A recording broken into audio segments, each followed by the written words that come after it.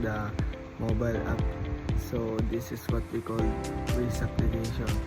So here I will show the advantage and disadvantage, features and feedbacks. First, dito ipapakita ko kung paano gumamit ng Waze app.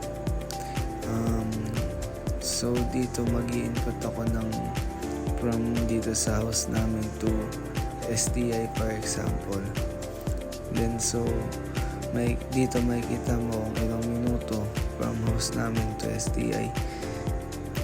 Then yan, makikita mo kung saan ka pwede dumaan, kung saan mas mabilis dumaan. So yan, ganyan ginagamit ng isang Waze app. Then i-click mo lang yung recenter, then babalik siya dyan. So dito naman, ito yung mga tips of advantage ng Waze. So pwede ko rin may dagdag na advantage ng Waze yung for example, naliligaw ka sa isang lugar na hindi mo na alam. Pwede mo magamit yung Waze para malaman mo kung saan ka pupunta at yung tamang daan na pwede mong daanan. So malaking tulong yung Waze para sa mga naliligaw or hindi alam kung saan papunta yung location na gusto nilang puntahan.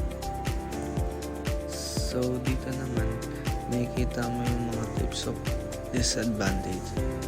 So for me, add ko lang sa disadvantage is yung for example wala kang internet, then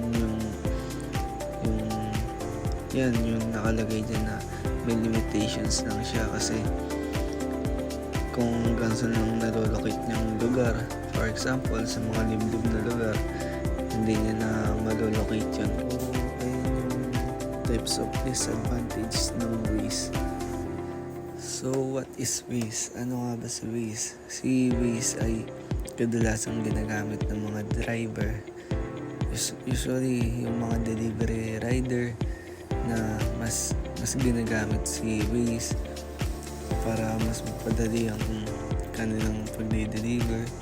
Dito kasi sa Waze mas makikita mo kung saan mas madaling dumaan, saan hindi traffic, saan may mga shortcut.